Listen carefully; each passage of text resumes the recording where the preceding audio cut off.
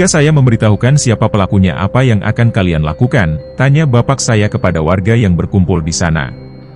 Tentu saja kita akan menangkapnya, masalah pengadilan kita tentukan nanti, apa mau kita adili sendiri atau dibawa ke kantor polisi? Celetuk salah satu warga. Memang kalian bisa menjamin bahwa ucapan saya benar? Jawab bapak. Tentu saja bapak kan seorang dukun. Jawab warga lainnya yang sepertinya tampak semangat. Baik.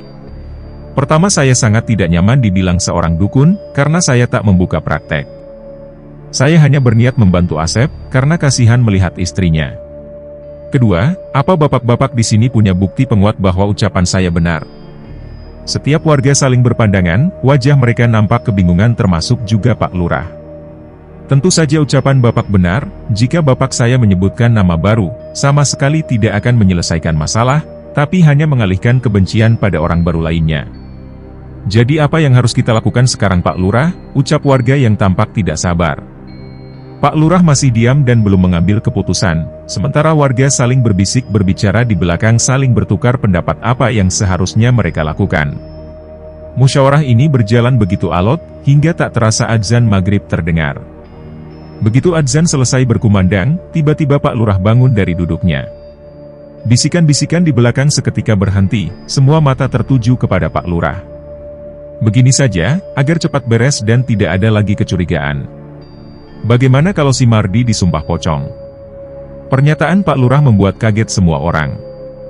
Bila kamu benar-benar tak bersalah seharusnya tidak keberatan Mardi, ucap Pak Lurah menantap Kang Mardi, yang kemudian disusul gemuruh suara warga mengiyakan pendapat Pak Lurah tersebut. Tentu saja saya tidak keberatan.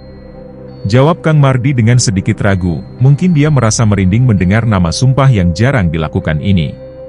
Akhirnya keputusan Pak Lurah bisa sedikit meredam rasa kesal warga, termasuk Kang Asep mungkin.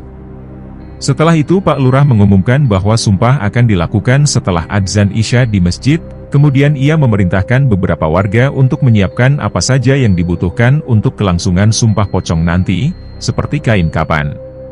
Sebenarnya Bapak mau berpendapat tapi melihat antusias warga yang begitu semangat, maka Bapak memutuskan untuk setuju saja.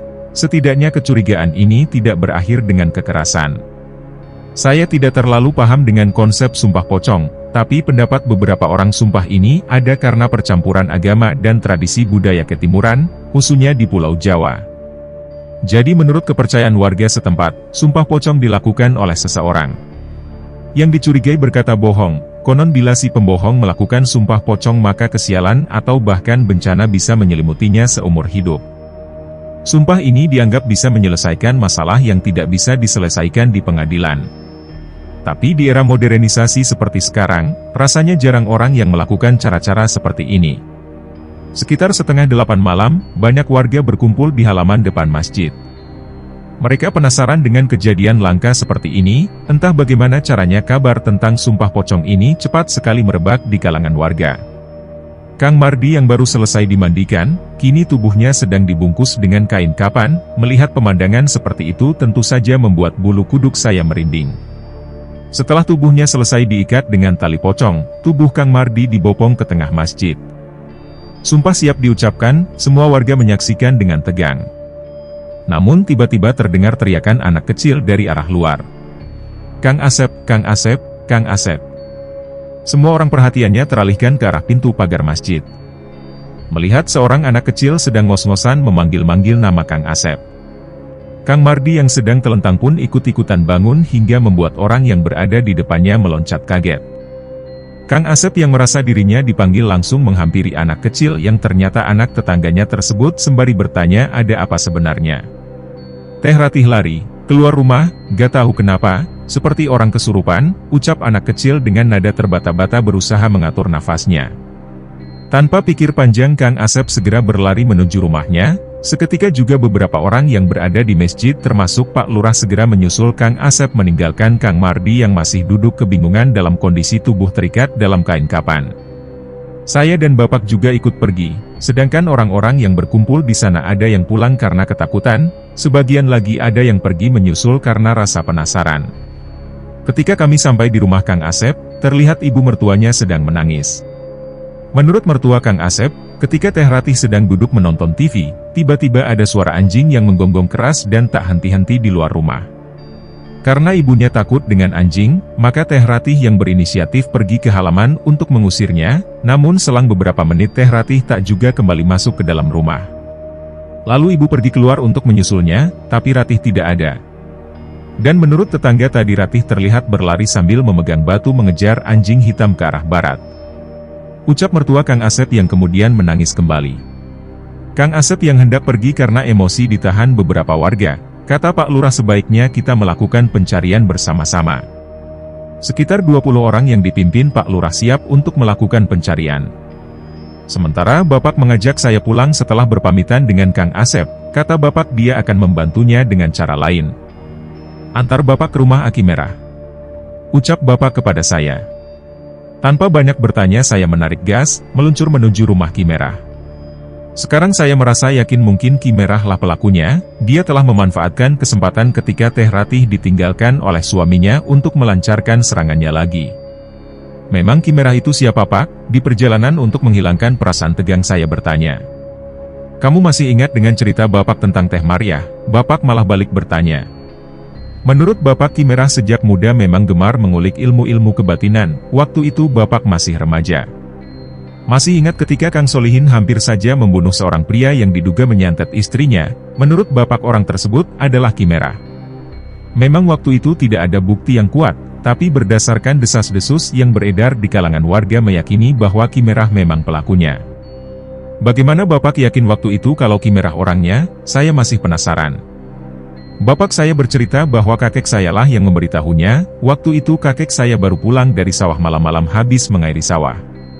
Ketika lewat belakang rumah Kang Solihin samar-samar dalam redupnya lampu bohlam dia melihat sesosok pria sedang menggali tanah. Karena merasa curiga kakek saya bersembunyi di balik semak-semak mengawasi. Mungkin sekitar 5 menit berlalu dan lubang itu telah selesai, pria tersebut mengeluarkan bungkusan kain putih dari sakunya, yang kemudian ia masukkan ke dalam lubang galian yang baru dibuatnya. Saat melihat sesosok pria tersebut berbalik badan, dia yakin wajah itu adalah wajah Ki Merah. Dan keesokan harinya tragedi mengerikan Teh Mariah terjadi. Kakek saya merasa berdosa juga karena tidak bisa berbuat apa-apa, mengingat bila dia jadi saksi pun tanpa bukti yang kuat pengadilan akan tetap tidak percaya. Kenapa Ki Merah melakukan itu pada Teh Mariah Pak? Tanya saya masih penasaran. Menurut Bapak, tak ada yang tahu apa motif dibalik penyantetan Teh Mariah waktu itu, ada yang bilang dia cemburu karena Ki Merah menaruh hati sama Teh Mariah. Ada yang bilang keluarga Kang Solihin berselisih dengan keluarga Ki Merah tentang batas kebun mereka. Tapi ada yang bilang juga itu hanya kegilaan Ki Merah waktu muda yang ingin mencoba ilmu kebatinan yang baru dipelajarinya. Tak ada yang pasti, kabar itu simpang siur. Hanya Ki Merah sendiri yang tahu alasannya. Mengerikan kalau yang terakhir menjadi alasan Ki Merah menyantet orang, gila bener, psikopat akut. Sungguh merinding saya mendengar ada jenis orang seperti itu di muka bumi ini. Terus kenapa sekarang Bapak bisa yakin kalau yang mengguna-guna Teh Ratih adalah Ki Merah?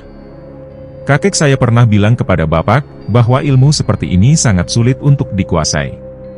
Hanya satu orang yang ia kenal yang bisa melakukan santet jenis ini, dan satu lagi menurut Bapak saya, intuisi dan hasil dari penerawangannya selalu mengarah kepada Ki Merah.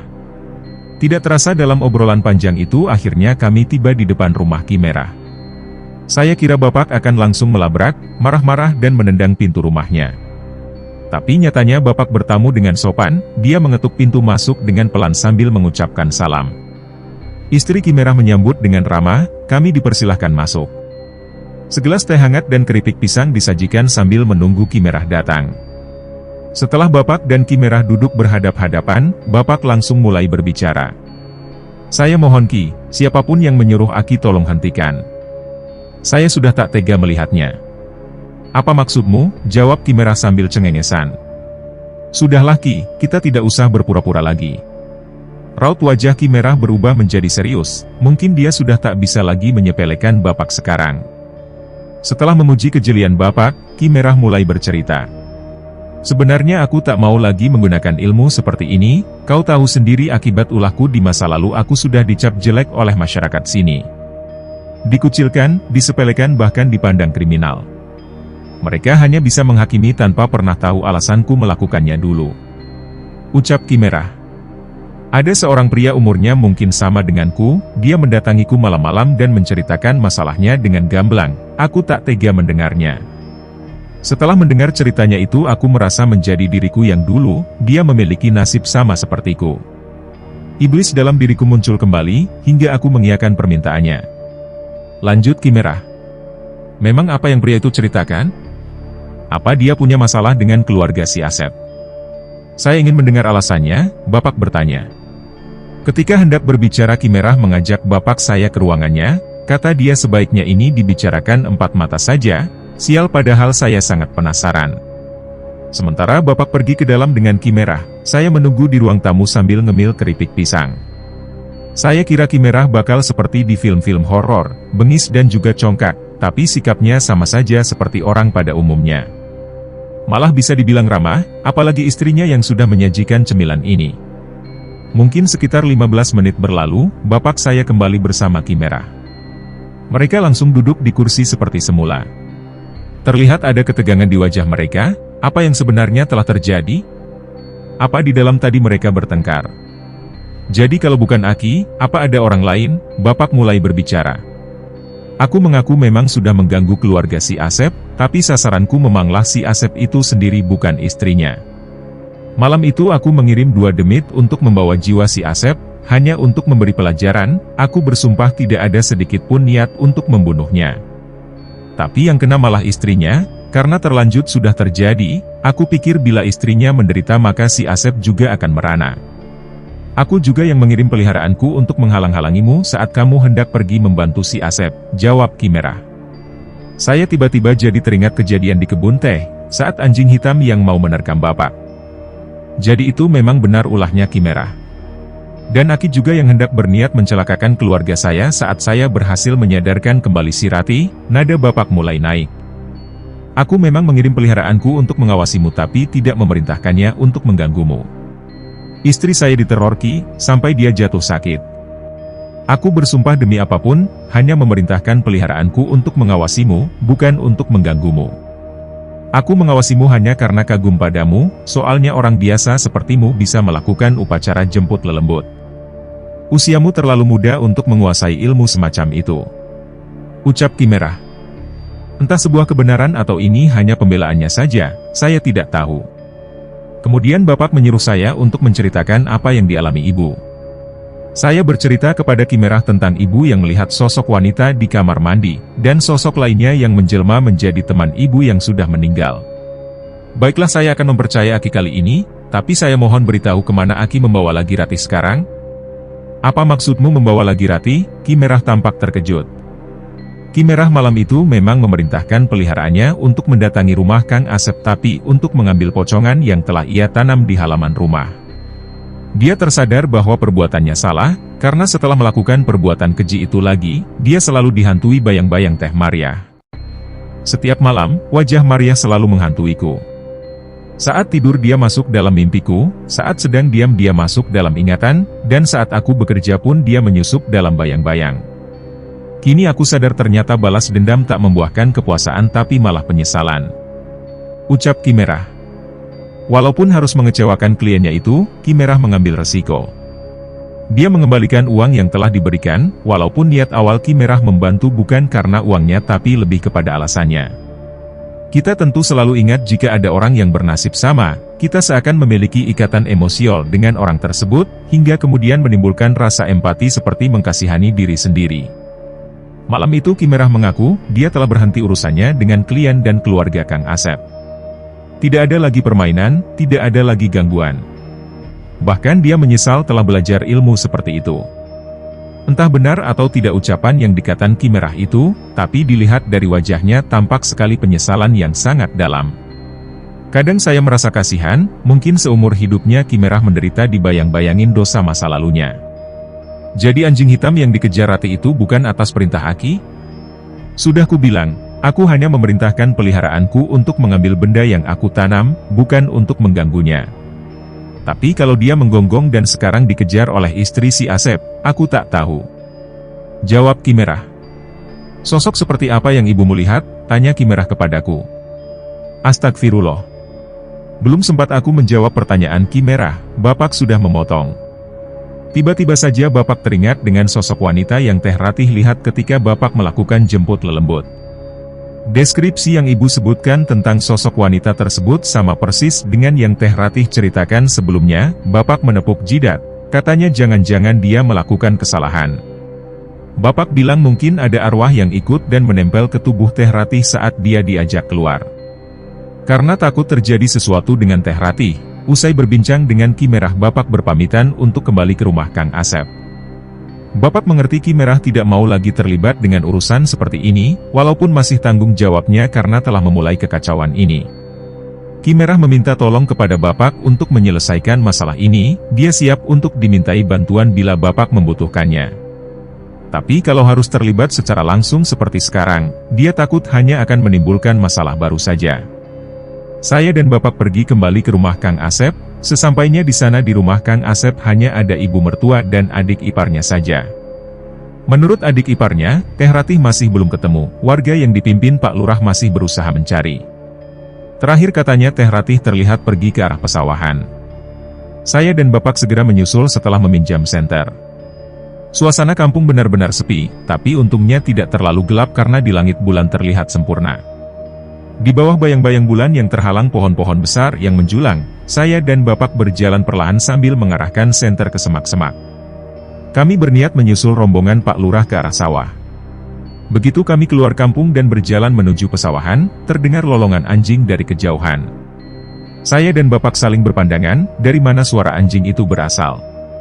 Lolongan itu terdengar sekitar 3 kali, kemudian lenyap bersama angin malam. Kenapa rombongan Pak Lurah tidak terlihat juga, Pak? Bapak tidak menjawab pertanyaanku, mulutnya tampak komat kamit, mungkin sedang melafalkan doa. Saya tidak bisa mengganggunya kalau Bapak sedang begitu.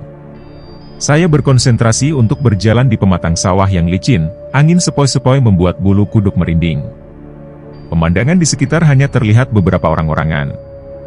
Sawah yang dipasang petani untuk mengusir burung, tapi jujur dalam samar-samar cahaya bulan sosok orang-orangan sawah yang tertiup angin tampak seperti manusia yang melambai-lambai dari kejauhan.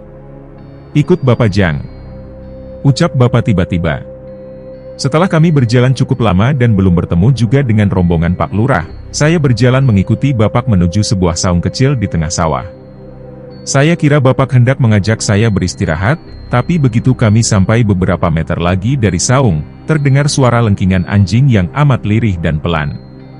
Bapak mengarahkan senter ke arah saung, tapi tidak terlihat apapun di sana. Kami berjalan pelan sambil terus memperhatikan. Begitu cahaya senter Bapak menyorot ke arah kolong saung terlihat sesosok tubuh dengan rambut tergerai sedang jongkok membelakangi kami berdua. Bapak mematikan lampu senternya, kami berdua jongkok sambil jalan perlahan. Rupanya sosok itu belum sadar dengan kedatangan kami berdua. Saya mengira mungkin itu semacam makhluk jejadian yang baru keluar malam-malam.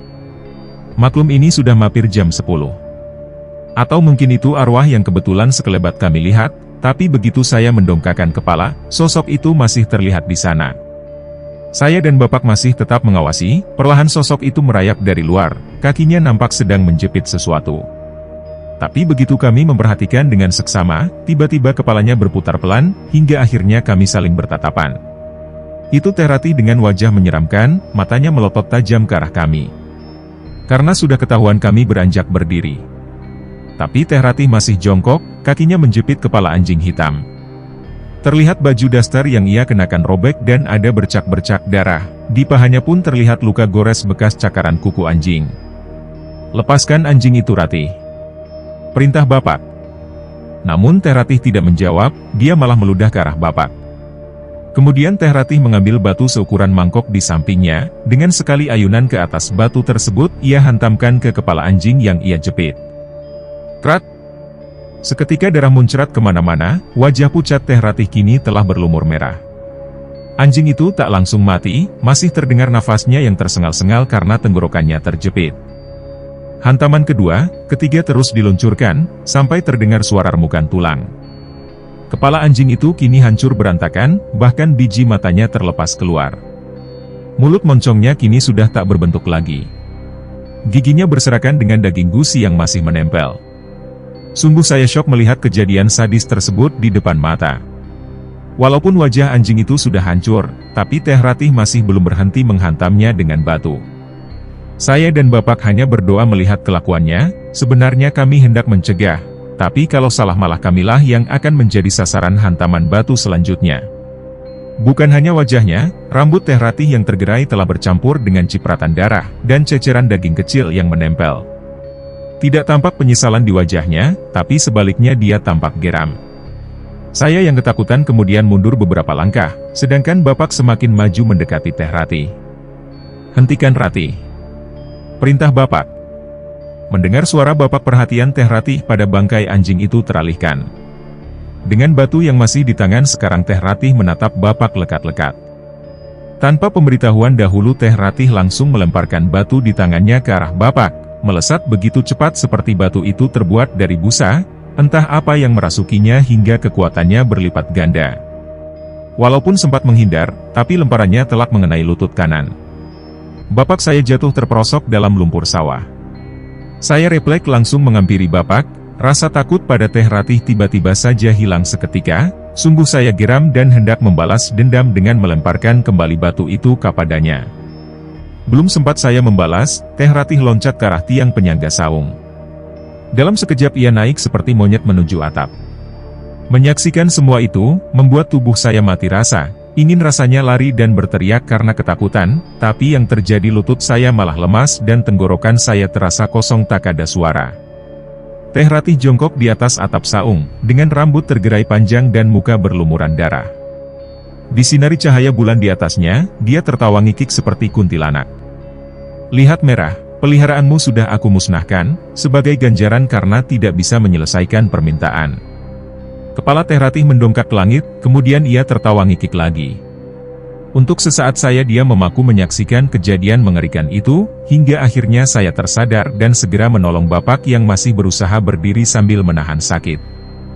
Luka di lutut Bapak tidak terlalu parah. Tampak darah segar mengucur dan dagingnya sedikit terkelupas. Teh Ratih kembali memperhatikan kami berdua, raut wajahnya berubah menjadi serius. "Jangan pernah ganggu urusanku, atau kuhancurkan kepalamu seperti anjing itu, baik?"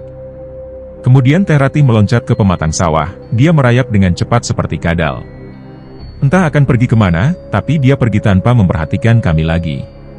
Dari kejauhan dia seperti tenggelam dalam kegelapan, suara gemuruh daun padi yang ditiup angin menjadi suara pengiring kepergian Teh Ratih, dan lambaian orang-orangan sawah seperti ucapan selamat tinggal. Kalau saja kaki Bapak sehat mungkin dia akan mengejarnya. Dengan luka yang masih menganga, saya membopong Bapak kembali ke rumah Kang Asep. Katanya kita harus lapor Pak Lurah sebelum terjadi hal-hal yang lebih mengerikan pada Teh Ratih. Entah apa maksudnya dengan hal yang lebih mengerikan, karena saya tak bisa lagi membayangkan hal yang lebih mengerikan dari melihat pecahan kepala anjing di depan mata. Saya tiba di rumah Kang Asep, ternyata rombongan Pak Lurah sudah berkumpul di sana. Bapak menceritakan kejadian yang kami alami barusan kepada mereka. Setelah mencuci luka Bapak dengan air hangat dan membungkusnya dengan kain, kami duduk di halaman depan bermusyawarah mengenai tindakan yang akan selanjutnya dilakukan.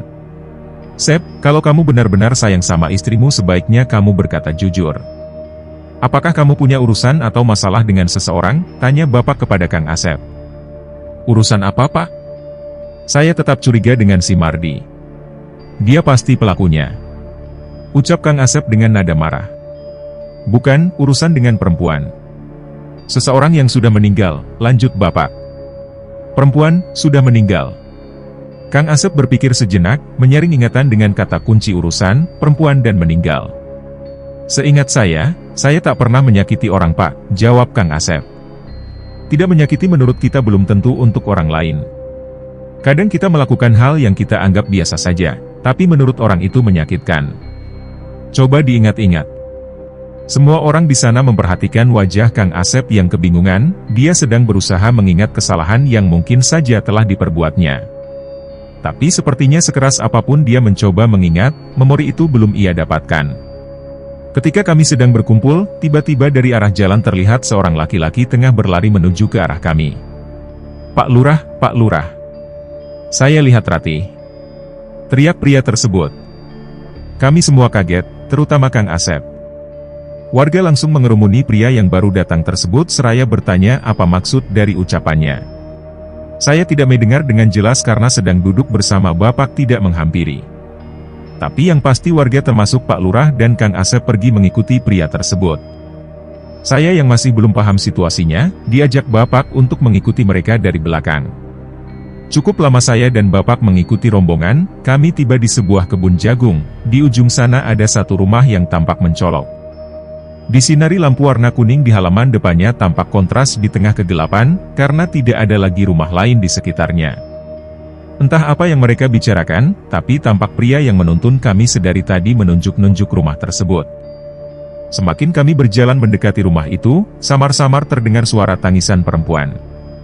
Semakin kami dekat lagi, suara itu semakin terdengar jelas. Dan menurut Kang Asep itu adalah suara tangisan Teh Ratih. Saya tak tahu rumah siapa itu, tapi begitu kami mendekat, Kang Asep berlari dengan segera disusul oleh beberapa warga. Saya dan Bapak masih berjalan pelan di belakang, tapi begitu pintu rumah yang kami tuju dibuka, beberapa warga sontak berteriak karena kaget. Karena saya penasaran, saya berlari. Melihat apa yang terjadi, meninggalkan Bapak sendirian. Kaget bukan kepalang, sesosok tubuh pria tergantung di pintu kamar. Lehernya terikat seutas tali, mungkin pria itu bunuh diri. Jika kamu pernah melihat orang gantung diri, itu akan menjadi memori yang membekas di kepala seumur hidupmu. Wajahnya melotot dengan lidah terjulur, seperti ekspresi orang yang menahan sakit luar biasa. Pria itu sudah tua, mungkin umurnya sekitar 50 atau 60-an, mengenakan kaos oblong dan celana pendek, wajahnya terlihat biru dengan urat di wajahnya tampak jelas. Dan yang bikin lebih mencengangkan lagi, di bawah jasad yang tergantung itu terlihat Teh Ratih sedang menangis meraung-raung sambil memegang kaki si mayat. "Ratih, Ratih, apa yang kamu lakukan?" ucap Kang Asep, tapi dia tak berani mendekatinya. Beberapa warga kebingungan termasuk saya, apa hubungan dari kejadian Teh Ratih dengan mayat yang tergantung ini? Sedangkan Pak Lurah langsung sibuk memerintah beberapa warganya untuk menghubungi rekan-rekannya, seperti Ketua RT dan RW karena ada kejadian yang menggemparkan ini. Mendengar teriakan Kang Asep dan warga, Teh Ratih langsung berbalik badan. Dengan pipi dipenuhi air mata dia berteriak sekencang-kencangnya sampai kami menutup telinga. "Bangsaat kau Asep, baik," teriak Teh Ratih. Beberapa warga mencoba menghampiri Teh Ratih untuk menenangkan, tapi belum sempat mendekat Teh Ratih berlari ke arah dapur dan mengambil parang yang terselip di dinding bilik rumah. "Kubunuh kalian semua, ha? Setan! Kubunuh kalian," teriak Teh Ratih sambil mengacung-acungkan parang. Malam itu benar-benar membuat warga kampung Kang Asep gempar. Tidak begitu lama para aparat desa bermunculan, diikuti beberapa warga baru yang mungkin penasaran. Sedangkan Teh Ratih masih mengamuk di belakang rumah. Setelah saya bertanya-tanya mengenai asal-usul jasad yang tergantung itu, ternyata namanya adalah Pak Bulbul. Saya tak menanyakan lebih lanjut bagaimana riwayatnya sampai bisa dia nekat mengakhiri hidupnya. "Turunkan saja, kasihan Pak Lurah," celetuk salah satu warga sambil menunjuk ke arah jasad Pak Bulbul. "Waduh, saya bingung, ini harus lapor polisi dulu atau langsung diturunkan saja mayatnya?" ucap Pak Lurah sambil garuk-garuk kepala. Mungkin ini kejadian untuk pertama kalinya ia alami selama menjabat jadi kepala desa. Sedangkan Bapak dan saya pergi ke belakang rumah untuk melihat Teh Ratih yang masih mengamuk. Kali ini Teh Ratih benar-benar sulit untuk ditenangkan, dengan jalan yang masih tertatih-tatih Bapak maju ke depan, berhadap-hadapan langsung dengan Teh Ratih sementara warga yang lain menyaksikan di belakang. "Katakan siapa dirimu dan apa yang kamu inginkan?" tanya si keparat itu. "Siapa aku?" jawab Teh Ratih seraya menunjuk Kang Asep. "Bisa kamu letakkan dulu parangnya, kita omongkan ini baik-baik," kata Bapak. "Hah, apa kau bilang, baik-baik? Sementara bapakku mati gara-gara dia, kamu bilang kita harus bicara baik-baik," kata Teh Ratih dengan nada geram. "Ketika kami sedang bernegosiasi, dari kejauhan tampak seorang pria tengah berlari. Samar-samar aku mengenal sosok itu, dan ketika semakin mendekat saya jadi semakin yakin bahwa pria itu adalah Ki Merah. Iblis jahanam, kau membunuh peliharaanku. Keluar kau dari tubuh wanita itu, hadapi aku," teriak Ki Merah dengan nada marah. Malam itu benar-benar gempar, Teh Ratih yang dihadapi dua pria, Bapak dan Ki Merah disaksikan warga kampung. Sedangkan Pak Lurah beserta aparaturnya sibuk mengurus mayat Pak Bulbul. Kau juga ikut andil dalam kematian bapakku dukun sialan. Ucap Teh Ratih ketika melihat Ki Merah. Tanpa basa-basi Teh Ratih meloncat ke arah Ki Merah sembari menyabetkan parang yang dipegangnya. Untung Ki Merah mengelak dengan gesit, tapi Teh Ratih tambah kesal dan melancarkan serangan membabi buta. Dan di antara sabetannya yang bertubi-tubi itu akhirnya telak satu sabetan berhasil menghujam beberapa jari Ki Merah. Cat! Darah muncrat ke tanah, diikuti 3 potong jari yang terlepas dari tangan Ki Merah. Begitu Ki Merah tersungkur dan Teh Ratih hendak meluncurkan sabetan selanjutnya yang mengarah ke kepala, Bapak melepaskan tendangan ke tubuh Teh Ratih hingga ia terpental jauh. Teh Ratih tambah geram, dia segera bangun dan langsung menyerang Bapak dengan mengibas-ngibaskan parangnya tanpa arah tujuan. Tapi belum sempat parang itu mendekati Bapak, kini tendangan Ki Merah telak membuat tubuh Teh Ratih terpental kembali. Mungkin karena tak tega melihat istrinya jadi bulan-bulanan kedua pria, Kang Asep maju ke depan. Tiba-tiba saja tubuhnya ambruk, Kang Asep bersujud di depan Teh Ratih. Dia menangis sembari beberapa kali mengucapkan kata maaf. Maafkan saya Sari, maafkan. Mendengar ucapan Kang Asep membuat saya sedikit kaget, apa yang sebenarnya terjadi. Tapi raut wajah beberapa warga tampak biasa, seperti sudah mengetahui ada hal di antara Kang Asep dengan sosok yang masuk dalam tubuh Teh Ratih tersebut. Apa kau bilang maaf? Apa kata maaf bisa membayar semuanya? Ucap Teh Ratih yang sudah sedikit tenang. Apa yang kau inginkan Sari, apa yang harus aku lakukan untuk menebusnya? Ketika Teh Ratih hendak mengayunkan parangnya untuk menebas leher Kang Asep. Tiba-tiba Ki Merah meloncat menerkam tubuh Teh Ratih. Kemudian Ki Merah berteriak meminta bantuan warga untuk memegang Teh Ratih. Singkat cerita, Teh Ratih kini terikat pada pohon, walaupun tubuhnya terus meronta-ronta tapi ia tak kuasa membuka ikatan tali yang sangat kencang. Saya kemudian membopong Bapak ke belakang, tampaknya dia sudah lelah dan luka di lututnya kembali berdarah. Ki Merah langsung mengambil alih dan melakukan pengusiran. Ki Merah mempunyai caranya sendiri untuk melawan sosok yang ada dalam tubuh Teh Ratih. Upacara pengusiran itu berjalan begitu alot, beberapa kali terdengar jerit kesakitan dari Teh Ratih, dan wajah Ki Merah dibanjiri keringat, belum lagi tangannya yang terus mengeluarkan darah. Hingga akhirnya tubuh Teh Ratih tergolek lemas, sedangkan Ki Merah ambruk karena kehabisan tenaga. Teh Ratih digendong untuk dibawa ke rumah oleh Kang Asep dan beberapa warga, sedangkan Ki Merah yang ambruk dibawa ke rumah Pak Lurah untuk dimintai keterangan. Dan tubuh Pak Bulbul yang masih membuat saya penasaran itu kini telah diturunkan, rencananya Pak Bulbul akan dibawa ke rumah RT setempat untuk dikuburkan dengan layak. Terdengar suara tahrim sebagai penanda tragedi mengerikan itu berakhir, semua warga kembali ke rumahnya masing-masing. Saya dan Bapak juga bersiap-siap untuk pulang, tapi begitu saya menengok ke belakang untuk melihat rumah Pak Bulbul yang sudah sepi, saya melihat sosok perempuan yang sedang menangis di lawang pintu masuk. Entah siapa perempuan itu karena wajahnya tertutup rambut. Perempuan itu menangis lirih, begitu saya bilang apa yang saya lihat kepada Bapak. Bapak hanya berucap, biarkan dia sendiri Jang. Malam itu malam terpanjang yang pernah saya lalui dalam hidup. Begitu banyak darah yang terciprat, begitu banyak teriakan yang menyakitkan telinga, begitu banyak misteri yang belum saya mengerti. Waktu terus berjalan menghapus kenangan lama dengan kenangan baru. Namun salah satu di antara kenangan-kenangan itu akan ada salah satu yang membekas dan menjadi penghuni tetap dalam ingatanmu. Sore itu saya sedang duduk di teras rumah bersama Bapak, menatap lembayung sore yang terlukis di langit sembari menikmati kopi hitam buatan ibu. Mungkin inilah waktu yang tepat untuk mengutarakan sebuah pertanyaan yang ingin saya ajukan sedari dulu. Pak, sebenarnya apa yang dikatakan Ki Merah di ruangannya kepada Bapak ketika kita datang ke rumahnya malam itu? Lalu Bapak mulai membuka mulut hendak menjawab pertanyaan saya. Sekitar jam 9 malam, tiba-tiba terdengar suara ketukan. Ki Merah yang sedang tertidur pun tersadar, dan segera membuka pintu. Terlihat sosok seorang lelaki tua sekitar umur 50-an atau 60-an berdiri di luar. Raut wajahnya tampak lelah, dengan suara yang berat pria tersebut mulai berbicara. 4 tahun yang lalu saya memiliki seorang anak gadis, dia anak yang baik dan juga penurut. Seperti remaja pada umumnya setelah lulus SMA dia ingin pergi kerja ke kota.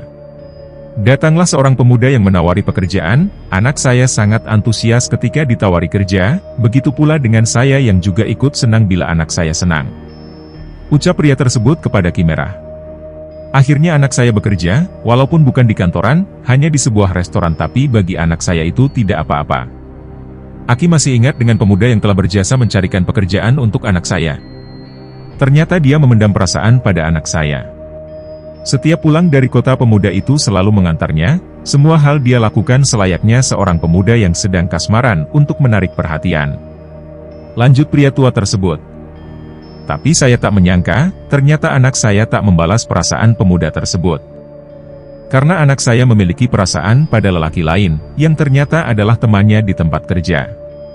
Hingga akhirnya saya menyuruh pemuda yang anak saya taksir tersebut untuk datang melamar ke rumah. Terus, Ki Merah tampak semakin penasaran.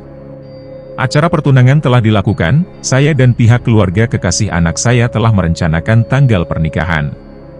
Namun seminggu setelah pertunangan, kekasih anak saya datang kembali, dia hendak membatalkan pernikahan. Saya tak tahu alasannya.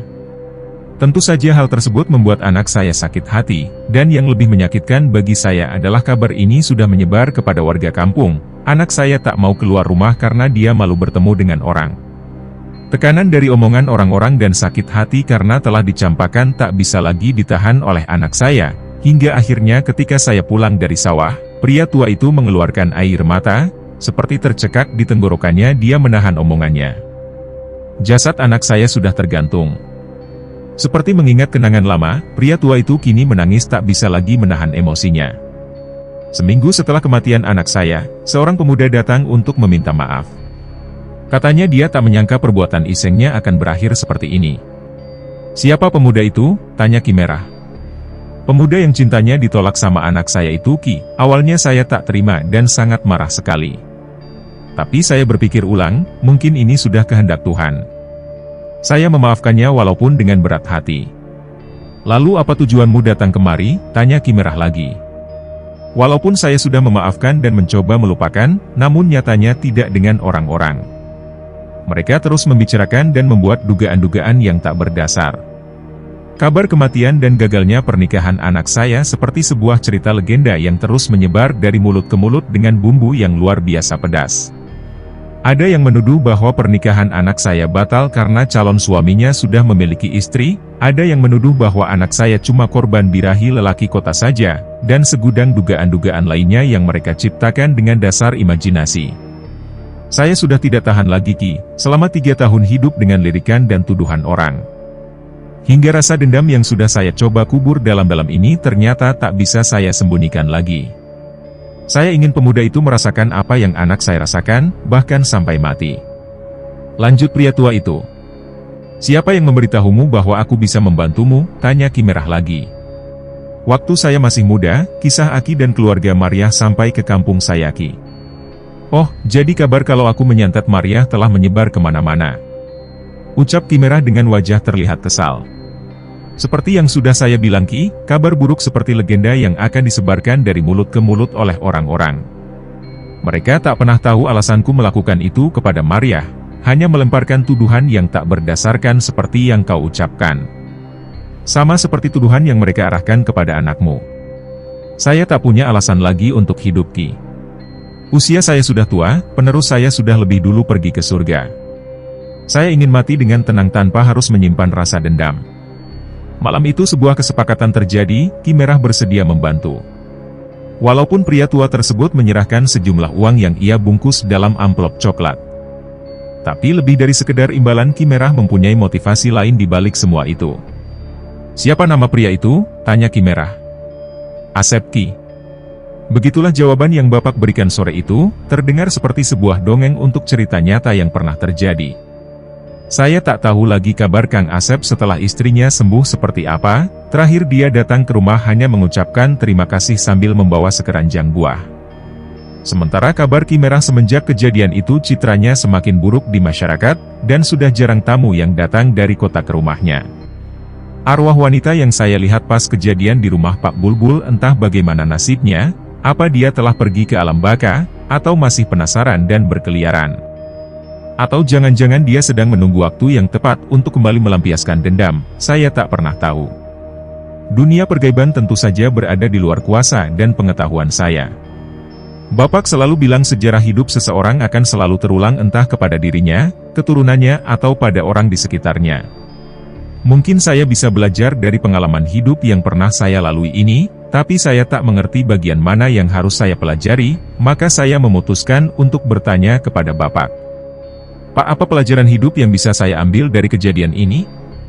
Seperti sifat Bapak yang tak mau menggurui, dia bukan menjawabnya secara langsung tapi malah dengan sebuah cerita. Setelah menyeruput kopi hangat, Bapak mulai berbicara. Seorang pria yang sedang bekerja di ladang tiba-tiba saja mendapat kabar dari temannya bahwa anaknya sakit parah. Dengan tergesa-gesa tanpa membasuh dulu kotoran lumpur dalam tubuhnya, dia menyalakan motor bebek yang dibawanya. Dia memacu kendaraannya dengan kencang, membawa perasaan was-was karena takut terjadi sesuatu dengan anaknya. Brak! Tanpa diduga di sebuah kelokan dia menabrak seorang pria. Warga yang melihat kejadian itu geram dan langsung menghakiminya. Makanya kalau bawa motor jangan ngebut-ngebut, teriak salah satu warga sambil melayangkan pukulannya bertubi-tubi. Pria yang ditabrak itu akhirnya tewas, karena mengeluarkan banyak darah dari kepalanya. Melihat korbannya mati, warga semakin geram dan membabi buta menghakimi, hingga akhirnya pria yang membawa motor bebek itu juga ikut tewas. Hari itu ada 2 mayat yang tergeletak di jalan, ada 2 perempuan yang telah menjadi janda, dan ada 2 anak yang telah menjadi yatim. Namun ada puluhan warga yang mencuci tangannya di sungai karena terkena cipratan darah. Hah, maksudnya apa Pak? Saya kebingungan setelah selesai mendengar cerita Bapak. Tapi Bapak malah berlalu masuk ke dalam rumah meninggalkan saya sendiri yang masih kebingungan, hingga akhirnya adzan maghrib berkumandang.